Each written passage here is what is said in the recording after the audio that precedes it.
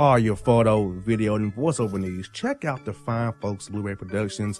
They will take good care of you. If you don't believe me, you can see for yourself. Check out their work at blueberryproductions.tv, the Facebook page, Blueberry Productions, also a Vimeo page, a YouTube page, and it's Blueberry, BLUBERRY, Prod on Twitter. Check them out today. Blueberry Productions, great people, great work, great service. Hey there, your yard took a real beating this summer. Luckily, Scott's Turf Builder Winter Guard has your back. Just feed your grass with Scott's again this fall when the air is cool and the soil is warm. It's the perfect time to give your lawn a boost. If you do, Winter Guard will give your yard the nourishment it needs to help weak, thin grass recover and support root growth, giving you a greener, more resilient lawn both now and next spring. Guaranteed. Grab a bag of Scott's Turf Builder Winter Guard today. You'll be back to barbecuing in no time. This is a Scott's Yard. Hey parents, we all try to be extra careful with our children in the car, but then we get an important call or text. Remember, our children are watching. Make every drive a good example. Be in the zone. Turn off your phone. Visit childrenshospital.vanderbilt.org/BITZ to learn more about our teen driver safety program. Brought to you by Monroe Carroll Jr. Children's Hospital at Vanderbilt, the Ford Motor Company Fund, and the Allstate Foundation. Hello, my name is Travis Williams, President and CEO of Academics and Athletic Consulting, focusing on educating and empowering tomorrow's collegiate athletic leaders. My passion is for the education and genuine concern and care for today's student athlete. It's the centerpiece of my life's work. A college education, both in and out of the classroom, is a truly rewarding benefit. For more information on AAC, you can go to www.academicsandathleticsconsulting.com. Once again, www.academicsandathleticsconsulting.com.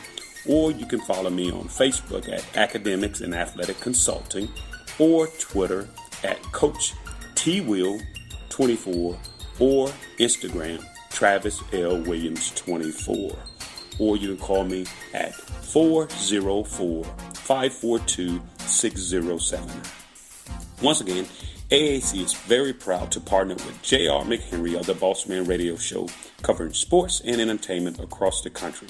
Please tune in weekly for informative, entertaining, and expert analysis on today's sports and entertainment topics. Thank you. This is exclusive.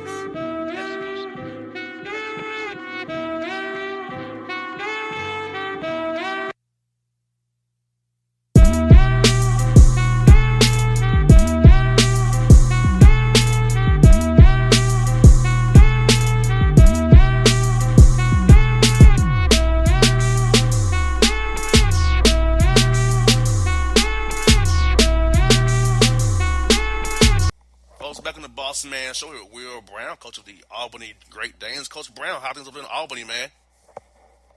Everything's going well. Besides the weather, all good, man. How about you guys? Hey, it was going good down here as well, Coach. It's February here, heading to March Madness, and excited for the Final Four being here once again, Coach. Last time it was in Atlanta, it was a good time, and I think all of us coaches enjoyed our time in Atlanta, and hopefully the weather is as good as we anticipate, and it'll be another great Final Four. Yes, indeed, Coach. You're in the middle of year 19, leading the Great Danes. What do you feel has been your greatest accomplishment over your time leading the Albany Great Danes? Making it to 19 years. How is that? No, I mean, tough business, tough profession. No I doubt. just think every year presents new challenges. It's, a new group each year. Guys graduate, new guys come in, and, every team's a little bit different. You can't coach the same team every way. The same way. But, for me, I took over a brand new Division I program. So we've been fortunate enough to go to the NCAA tournament 5 times. And I think getting there that first time was really special. Each time's special, but to do it the first time it's ever been done in school history, that's something that you never forget. You got that right. And, Coach, I feel like for your longevity, the key to it had to been being aligned with your president and your AD. If those two things aren't in sync, there's no way you can see as a head coach in D1 basketball these days. There's the president, the AD, and a lot of times at the Division I level, presidents change, athletic directors change, and each president and each athletic director is a little bit different. They have different ideas and different thoughts, and but I think if you're going to have a successful program, you have to be on the same page with your AD and your president, and more importantly, you have to have their support. And communication is huge, and I've been very lucky in that regard. And Coach, at the lower major level, Coach, it's very key for you and your staff to find guys and really develop guys in the spring, summer, and the early fall for the things kick off in November. So, Coach, what did you guys do this offseason to kind of get your team ready for this year and get them their minds and bodies and spirits right on and off the court? Yeah, the last 2 years for us have been a tremendous challenge because at the end of the 17-18 season, I think we won 22 or 23 games in 17-18, and going into 18-19, we expected to be preseason number 1 in the America East Conference, and then late spring of 2018, my 2 best players ended up grad transferring, one to Villanova and one to Florida State. And at our level, you don't rebound from that, and you don't do it quickly. So last year, 18-19, the last 12 or 13 games of the year, we started 5 freshmen. So it wasn't a rebuild. It was like a reset. Really liked our freshmen. They got a chance to learn how to play at the Division I level. And then going into, this year, the 19-20 season, we're a year older. Now it's time to learn how to win, learn how to play last year, learn how to win now, because we hadn't experienced a season like last year in a long time. So, and we got off to a slow start. We've had a ton of injuries, lost some guys for the majority of the season, but right now we're starting to play pretty good basketball. I think what you have to do is each kid's a little bit different, and at our level, we're not getting finished products. So player development is huge, and improvement from year to year is crucial, and you have to find ways to improve in season. I think a lot of coaches think that player development is a fall, spring, and summer ordeal.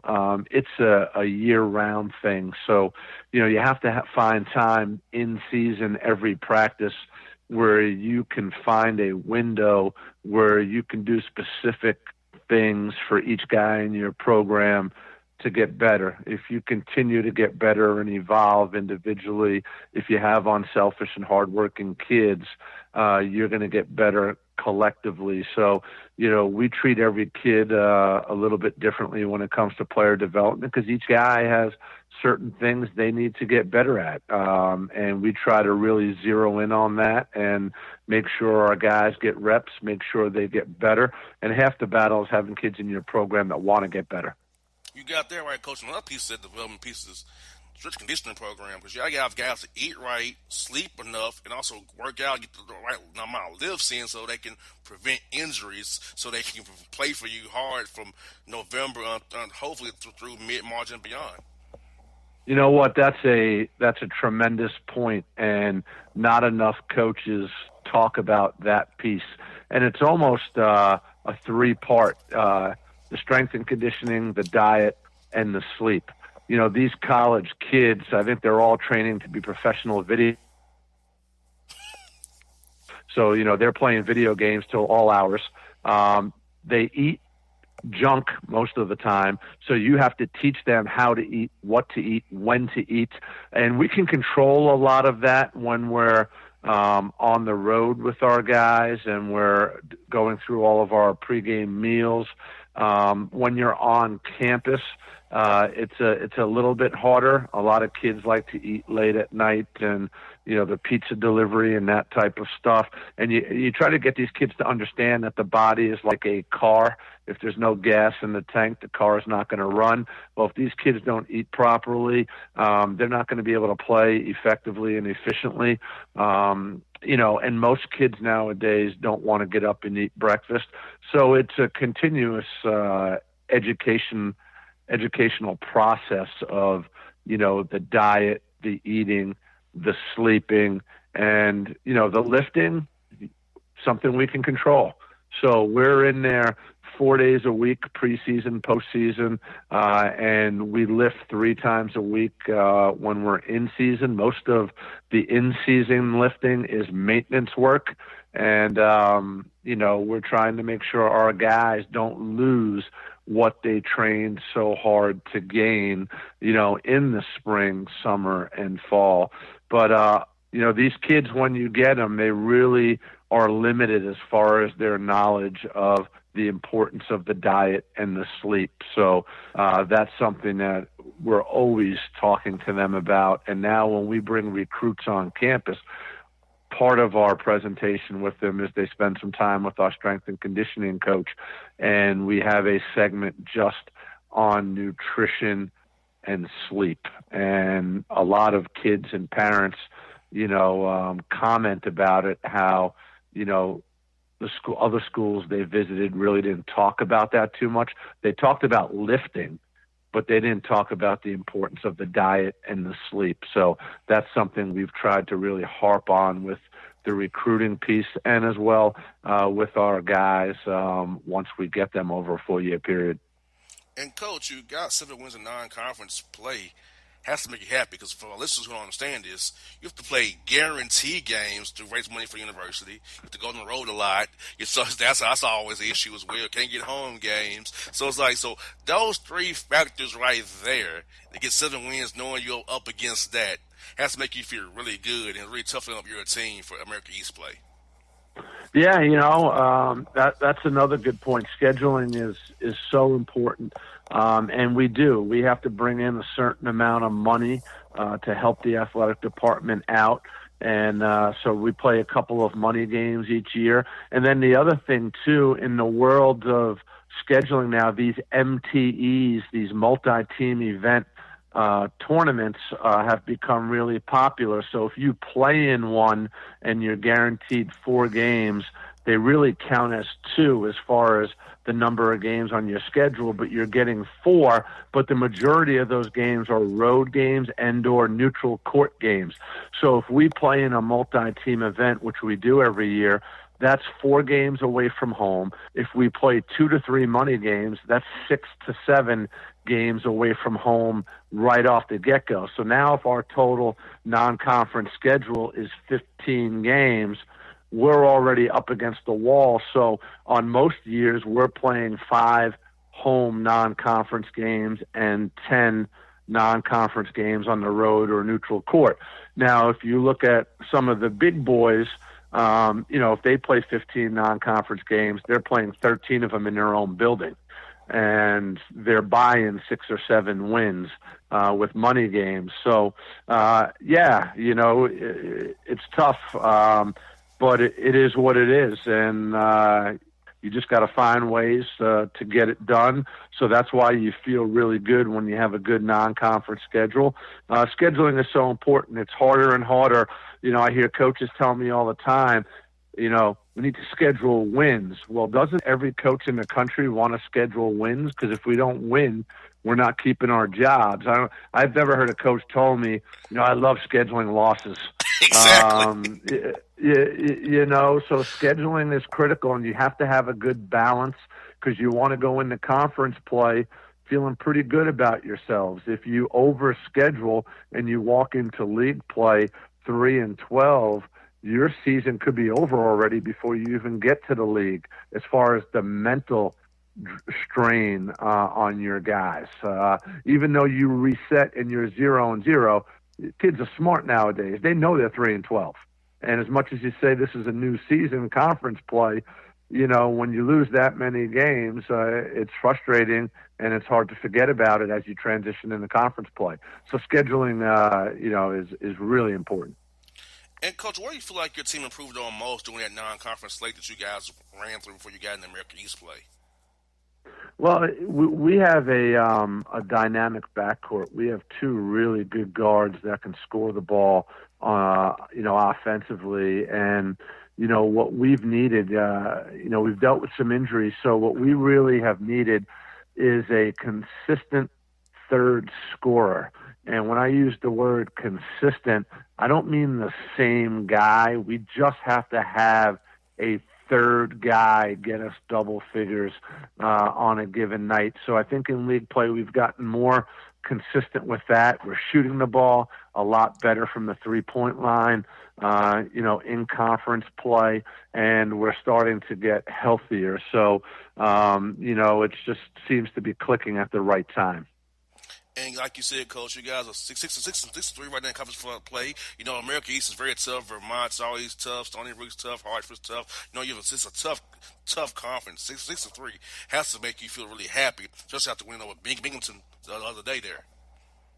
Yeah, when you get into conference play, when you've been doing it for a long time, you develop some rivalries. And rivalry games, to me, or your rivals are teams that you've played meaningful games against, America East Conference Tournament championship games for the right to go to the NCAA tournament.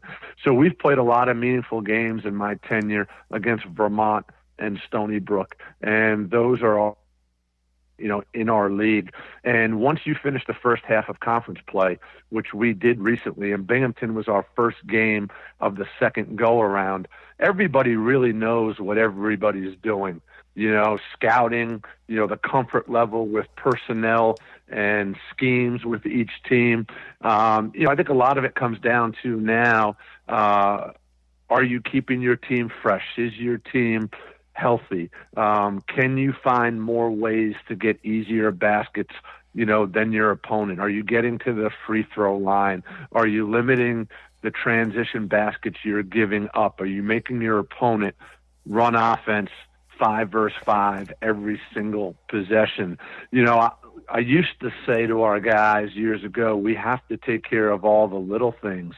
But to be honest with you, the longer I've been doing this, I don't think there's any such thing as little things anymore. I think everything is important. And if you keep telling guys that these are little things, then I'm not sure they really value those things, or they don't think they're that important. They can just say it's just a little thing. I think everything, is important, and we need to embrace what we need to do every night, to win. And, we're hopeful here that we can make a nice run down the stretch here in second go around of conference play heading into the America East Conference tournament.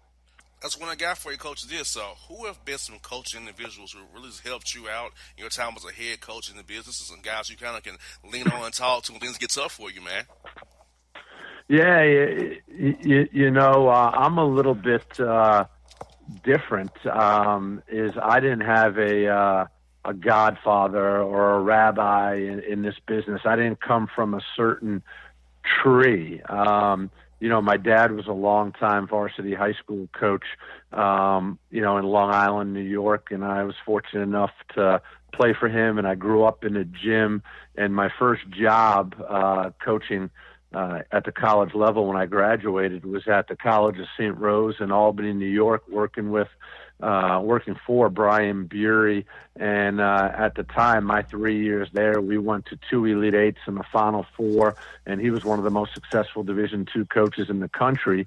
And then I go to coach junior college basketball for 3 years, had some success, went up to Albany as an assistant, and after, I think, 2 months, I get called into the AD's office, and I'm told that they're letting the head coach go, and they want me to be the interim coach the rest of the season, and they'll evaluate me. And usually when they tell you that is, hey, just steer the ship straight, and at the end of the year we'll find a new coach. I got lucky. They gave me the job, and I've been there ever since. And before I took the job at Albany, I had accepted a job at the University of Pittsburgh with Ben Howland. And when Ben was at Pitt, and a week later, the guy at Albany offered me the job, and Ben told me, you need to go take that job, because if you win, you'll be the next head coach. I didn't realize that by losing I'd be the next head coach. But it worked out that way. And the reason I was able to get that job with Ben Howland is because Jamie Dixon and I became really good friends, who's now the head coach at TCU. So Jamie was pretty influential and, had really helped me out over the years. And, so like I said, I've just been fortunate. No Izzo, no Pitino, none of that stuff. I just, I guess, did it backwards and got very lucky. And I think that's why I appreciate the job that I have, now, and I'll never forget it. Coach, I thank you for your time this evening, Coach. You're doing a great job at Albany. I know they're glad to have you. Glad to have you on the show for the first time, Coach. I hope to do it again with you real soon. I really enjoyed our talk this evening now. Yeah, I'd love to do it again with you guys, and I appreciate you having me on. And, keep up the great work. Really enjoy it. Thanks, Coach. Thank you so much, man. Have a great weekend as well, man. Sounds good. Maybe I'll bump into you in Atlanta. I'll definitely make sure that happens for sure. Sounds good. Have a good one. You too. That's Will Brown here on the Bossman Show.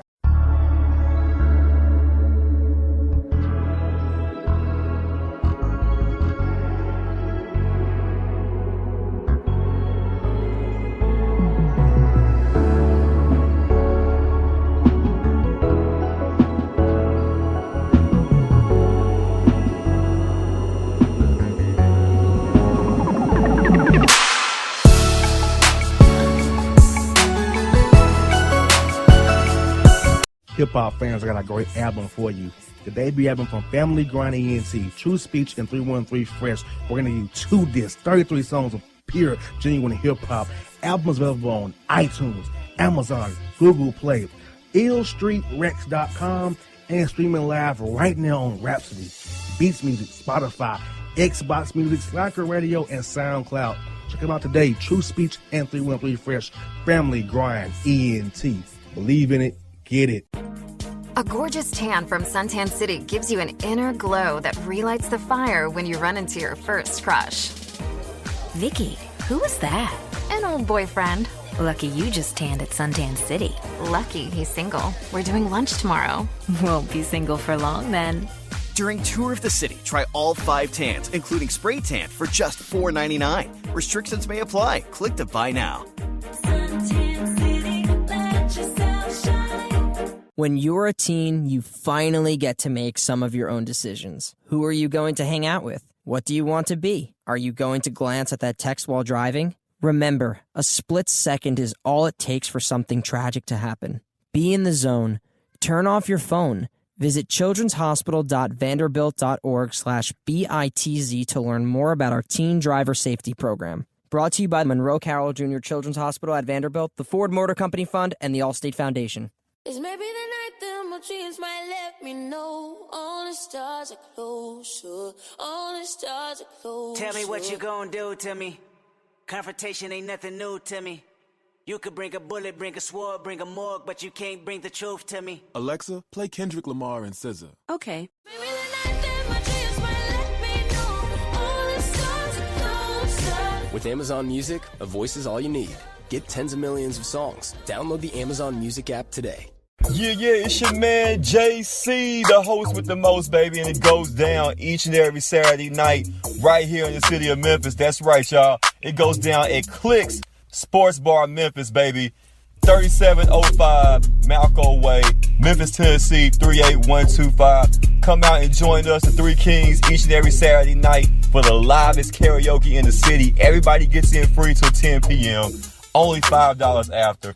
Great food. We got drink specials. We got all kind of games, man. We got the pool tables popping. Whatever you want, we got you, man. Come on out. Have a good time with us each and every Saturday night. That's Clicks Sports Bar, Memphis.